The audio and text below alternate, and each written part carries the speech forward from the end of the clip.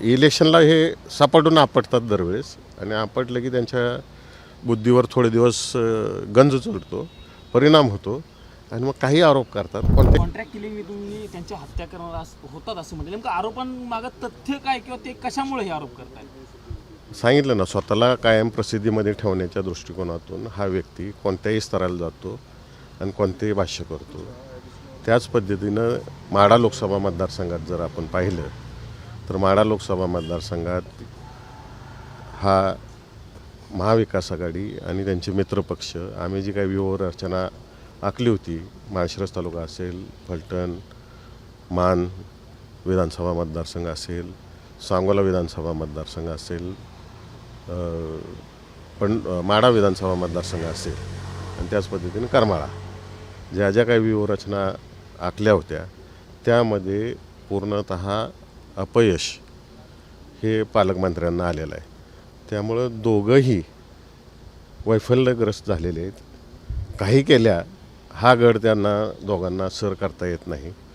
म्हणून लक्ष विचलित करणं, आपल्या कामापासून लक्ष विचलित करणं आणि एक दिशाहीन दिशेला लोकांना घेऊन जायचं हे काम ह्या दोघांचं नेहमीचंच आहे. मुख्यमंत्री आणि पालकमंत्री जयकुमार गोरे यांनाही त्यांनी पत्र लिहिले आणि माझ्या जीवाला धोका आहे अशा पद्धतीचा पत्रात उल्लेख केला. माझ्या जीवाला धोका असेल तेच सांगतोय तुम्हाला की इलेक्शनला हे सापडून आपटतात दरवेळेस आणि आपटलं की त्यांच्या बुद्धीवर थोडे दिवस गंज चढतो, परिणाम होतो आणि मग काही आरोप करतात. कोणत्याही लेवलला जातात ते.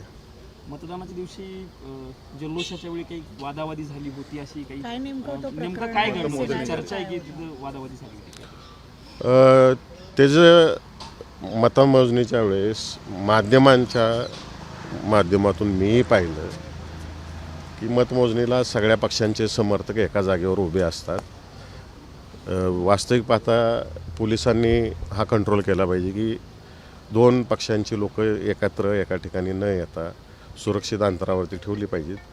परंतु मतमोजणीला तिथं सुरुवात होती आणि माजी आमदार राम सातपुते त्या ठिकाणी गेले, त्यांचे कार्यकर्ते जल्लोष करून, आणि तो व्हिडिओसुद्धा मी आपल्याला सगळ्यांना दाखवतो या ठिकाणी, तुम्हाला पाठवतो सगळ्यांना, की त्यांनी ज्या गुलालाच्या गन्स असतात ते समोर आमचे उमेदवार माने म्हणून आहेत त्यांच्या तोंडावरती त्या ठिकाणी मारला आणि मग त्या ठिकाणी त्यांचे समर्थक संतप्त झाले. मोठा गोंधळ झाला असता, परंतु पोलिसांनी वेळेस हस्तक्षेप केल्यामुळं दोन्ही बाजूला काही झालं नाही. परंतु काळजीपूर्वी जर पोलिसांनी घेतली असती तर तोही अनर्थ टळला असता. म्हणजे गन्स कोणी कोणावरती स्वतः माजी आमदारांनी त्या कार्यकर्त्यांवरती गन्स हे केला. म्हणजे तुमचा आरोप आहे राम सातपुते कटक कारस्थान नसून तुम्हाला बदनाम करण्याचा प्रयत्न करताय? ती सवयच आहे त्यांना, आम्हाला काही नवीन नाही आहे. कसं आहे, स्वतःला प्रसिद्धीत ठेवण्यात ते नेहमी माझ्यावरती, मोहिते पाटील परिवारावरती, उत्तम जानकर आमदारांवरती कोणत्याही लेवलला जातात आणि बोलतात. आम्हाला त्यांना काही फरक पडत नाही. आम्हाला फक्त जनतेची सेवा करणं हे दिसते. विधानसभा लोक